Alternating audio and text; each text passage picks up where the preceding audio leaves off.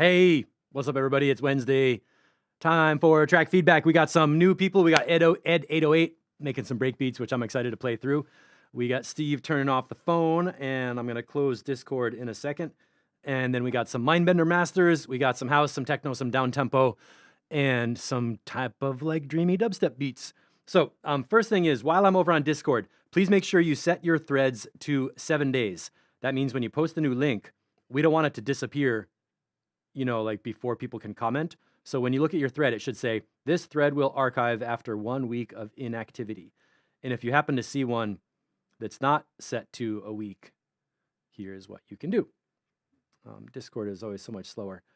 You just right click on the actual thread name and you do edit thread like this. And then when it opens up, archive after inactivity, make it a week, you know, because we don't want people to have a track disappear out of the list of threads and then you miss your comments or something like that. That would be no good. So I think I grabbed everything out of Discord. Thanks everybody for leaving so many comments and everything. You're totally filling up more than I can even read and keep up with every time. So that's the end of Discord. Ben Hunt, yeah, with the dubbed. And I'm having a good time teaching tutorials. So I'm going to do a quick little thing about how I how I do track production in Session View. And the reason that I'm doing this, what we're leading towards is I'm going to be adding more live video segments during the week where I show applied techniques of how I produce tracks in my own music.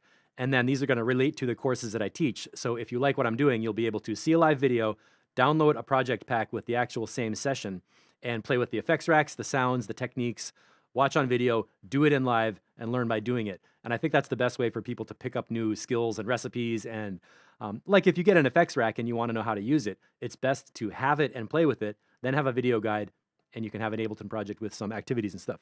So I think that's going to be a really cool direction to go in, and I'm excited to show you all more about that. So for a quick little lesson, there's a technique we do in production when you mute the kick drum just to make a quick transition that'll sound something like this. Let's say we're getting to the end of the phrase. 2, 3, 4, cut. And you drop the kick drum back in. I just did it by deactivating channel 1, basically hitting the mute switch and then unmuting it. Now that's all fine and great when you're playing live and you want to reach out your finger and press the mute switch and unmute it. But when you're in a big session with 70 tracks or something, you might be looking at track 50 through 70. At the moment you think, oh my gosh, I want to mute the kick drum in the next 1 bar. And you can't scroll over fast enough to grab it, or you don't have a controller mapped, or it's just not easy to do that, to creatively get that idea to happen, to make that transition. You could do it later in the arrangement if you want to stop and go and everything. But what I like to do is copy the scene and make another copy with no kick drum. So let me just, here's this same scene with no kick drum. And to get to the effect of playing scenes, muting a kick drum to have a transition, I can just launch them like this. Let's count 4, okay? 2, 2, 3, 4. 3, 2, 3, 4, 4, 2, 3, 4. So then you have 2 scenes. And basically by making different scenes in Session View, you can play your jam live, use your controllers and your fingers for tweaking EQs or effects or something else. And when you want that feeling of the kick drum being muted, you just hit the other scene and then go back up. And it's a lot easier to launch different scenes with a keyboard controller or buttons mapped to the scene launch rather than trying to scroll across and get your push lined up and then hit the mute switch or something like that to create that little transition.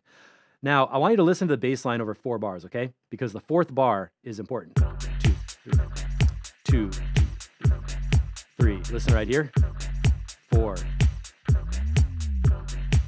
On bar 4, the bass line does that ooh thing.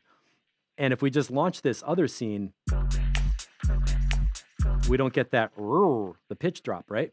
Because the bass clip is starting over. And what I want to have is the effect of the bass line going and the kick drum dropping out at the same time. So check this out. There's a switch called legato, which means when you launch the clip, there's a train outside. When you launch the clip, the new clip is going to pick up from the same place the last clip left off. So what's going to happen now is I'm going to play these 2 scenes. You're going to hear the bass pitch shift on bar 4. And the kick drum is going to drop out like this. We'll count. 1, 2, 3. 2, 2, 3, 3. Oh, fuck.